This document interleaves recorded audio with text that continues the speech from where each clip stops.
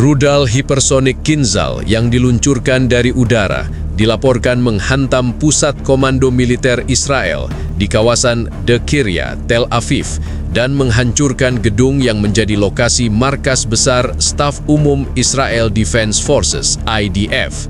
Serangan tersebut diklaim dilakukan menggunakan sistem rudal K-47M2 Kinzhal yang disebut memiliki kecepatan hipersonik dan kemampuan penetrasi tinggi terhadap target berlapis beton.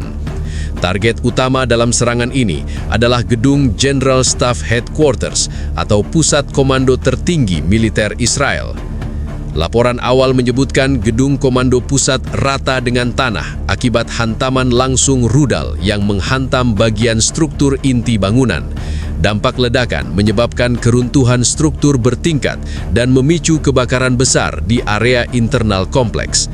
Sumber yang beredar menyatakan sedikitnya 320 perwira dan tentara Israel tewas setelah tertimbun beton dan puing bangunan yang runtuh.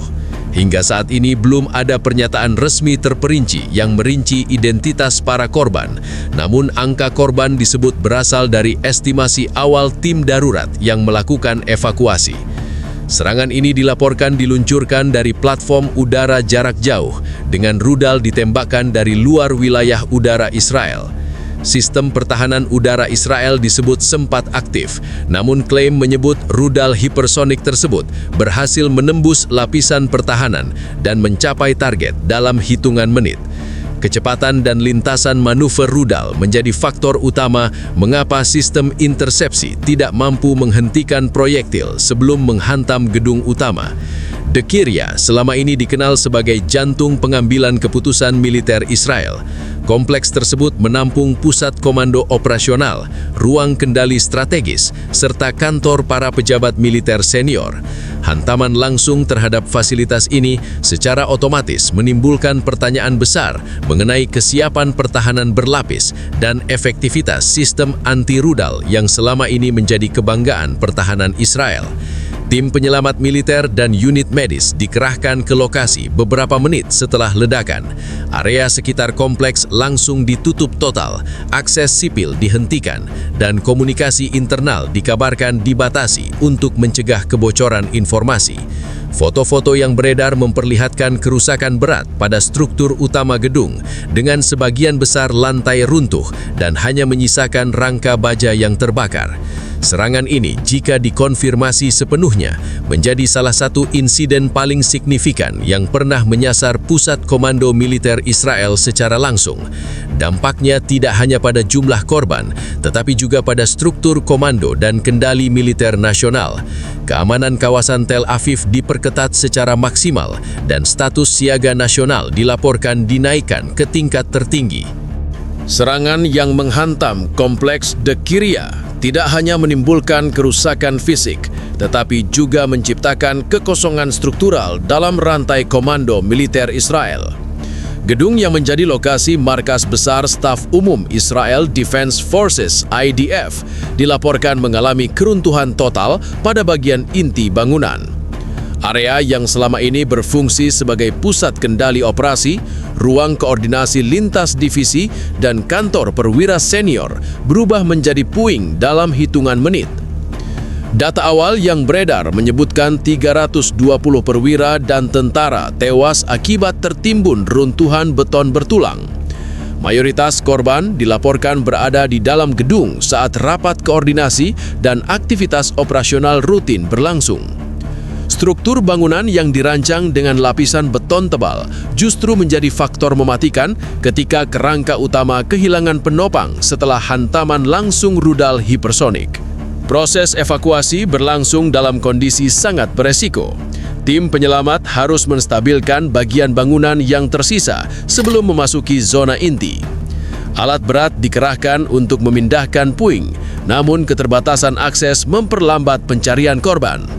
Sumber internal menyebutkan bahwa beberapa ruang bawah tanah yang biasanya difungsikan sebagai ruang perlindungan ikut terdampak karena runtuhan lantai atas. Selain korban jiwa, dampak paling signifikan adalah gangguan terhadap sistem komando dan kendali nasional. Markas besar ini selama puluhan tahun menjadi pusat pengambilan keputusan militer strategis Israel. Kerusakan total pada fasilitas tersebut memaksa otoritas militer mengaktifkan pusat komando cadangan yang lokasinya dirahasiakan. Namun, transisi sistem darurat tidak berlangsung tanpa hambatan karena perpindahan data, koordinasi, dan jalur komunikasi membutuhkan waktu untuk stabil kembali. Gangguan komunikasi internal dilaporkan terjadi beberapa jam pertama setelah serangan.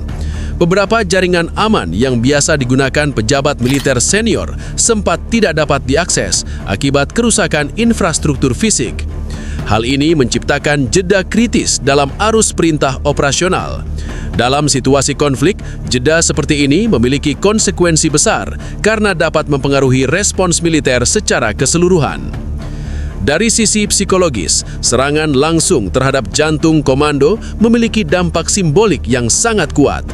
Devkiria bukan sekedar kompleks bangunan, melainkan simbol pusat kendali pertahanan nasional. Runtuhnya gedung utama menimbulkan pertanyaan serius mengenai tingkat perlindungan terhadap fasilitas strategis paling vital. Beberapa jam setelah serangan yang menghantam kompleks Devkiria, pemerintah Israel langsung menggelar rapat darurat tingkat tertinggi. Pertemuan tersebut melibatkan pimpinan politik, pejabat keamanan nasional, serta perwakilan senior dari Israel Defense Forces atau IDF yang selamat dari insiden. Agenda utama adalah memastikan kesinambungan komando, menilai kerugian strategis, dan menentukan langkah respons berikutnya. Status siaga nasional dinaikkan ke tingkat tertinggi. Seluruh unit militer aktif diperintahkan berada dalam kesiapan penuh. Sistem pertahanan udara di berbagai wilayah diperkuat dan patroli udara ditingkatkan. Pemerintah juga memperketat keamanan di fasilitas vital lain, termasuk instalasi energi, bandara internasional, dan pusat pemerintahan. Secara politik, tekanan domestik meningkat dengan cepat. Serangan terhadap jantung komando militer dipandang sebagai pukulan besar terhadap reputasi pertahanan nasional. Beberapa anggota parlemen mendesak evaluasi menyeluruh terhadap sistem pertahanan berlapis yang selama ini diklaim mampu menangkal ancaman udara modern. Kritik mulai bermunculan mengenai kemungkinan celah intelijen dan kegagalan deteksi dini terhadap ancaman berkecepatan hipersonik. Di sisi lain, pimpinan Israel menegaskan bahwa respons akan dilakukan secara terukur namun tegas. Pernyataan resmi menekankan bahwa serangan terhadap markas besar militer dianggap sebagai tindakan yang melampaui garis merah keamanan nasional. Opsi respons yang dipertimbangkan dilaporkan mencakup langkah diplomatik, tekanan internasional, hingga kemungkinan tindakan militer balasan. Reaksi internasional pun segera muncul. Sejumlah negara sekutu Israel menyatakan keprihatinan mendalam dan menyerukan penahanan diri agar konflik tidak meluas menjadi perang regional terbuka. Dewan Keamanan PBB dilaporkan menerima permintaan pembahasan darurat terkait eskalasi terbaru ini. Negara-negara besar memantau situasi dengan cermat karena penggunaan sistem rudal hipersonik dalam konflik aktif berpotensi mengubah keseimbangan keamanan global. Dari perspektif militer, serangan ini membuka diskusi baru mengenai ancaman hipersonik. Sistem seperti KH-47M2 Kinzhal dirancang untuk menembus pertahanan udara modern dengan kombinasi kecepatan ekstrim dan kemampuan manuver. Jika benar digunakan dalam serangan ini, maka peristiwa tersebut menjadi preseden penting dalam sejarah konflik regional. Pasar global juga merespons. Nilai tukar dan indeks saham di kawasan Timur Tengah dilaporkan mengalami fluktuasi tajam dalam beberapa jam pertama setelah berita menyebar. Investor mencermati kemungkinan dampak terhadap stabilitas regional dan jalur perdagangan internasional. Ketidakpastian meningkat karena serangan terhadap pusat komando militer dapat memicu siklus aksi dan reaksi yang sulit diprediksi. Serangan terhadap kompleks Devkiria di Tel Aviv terjadi dalam rentang waktu yang sangat singkat, namun dampaknya berlangsung dalam hitungan jam. Berdasarkan laporan awal yang beredar di kalangan pengamat militer regional, peluncuran rudal dilakukan dari platform udara jarak jauh yang berada di luar jangkauan langsung radar darat Israel. Rudal yang digunakan disebut sebagai K-47M2 Kinzhal, sistem hipersonik yang dikenal memiliki kecepatan lebih dari Mach 10 dan mampu melakukan manuver di fase terminal. Tahap pertama yang terdeteksi adalah peningkatan aktivitas radar pertahanan udara Israel beberapa menit sebelum ledakan terjadi. Sistem peringatan dini yang terhubung dengan jaringan Komando Israel Defense Forces (IDF) mencatat objek berkecepatan tinggi memasuki wilayah deteksi. Namun waktu reaksi yang tersedia disebut sangat terbatas karena karakteristik rudal hipersonik yang berbeda dari rudal balistik konvensional. Sumber pertahanan menyebutkan bahwa sistem intersepsi sempat diaktifkan. Beberapa baterai pertahanan udara diklaim mencoba melakukan penguncian target.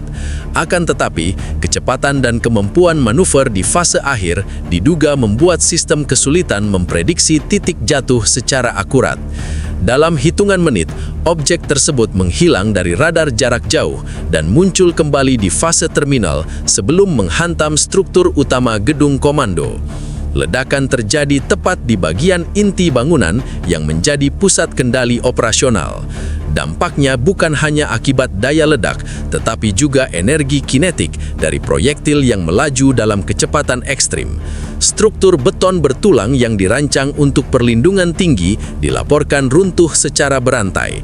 Bagian tengah gedung ambruk lebih dulu, diikuti lantai-lantai atas yang kehilangan penopang utama. Beberapa analis militer menilai bahwa titik hantaman menunjukkan presisi tinggi. Jika benar demikian, maka ini mengindikasikan adanya data koordinat yang sangat detail mengenai tata letak internal gedung.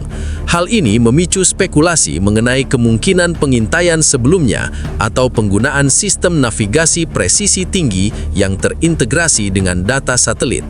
Dalam 10 menit pertama setelah ledakan, jaringan komunikasi internal di sekitar kompleks dilaporkan terganggu.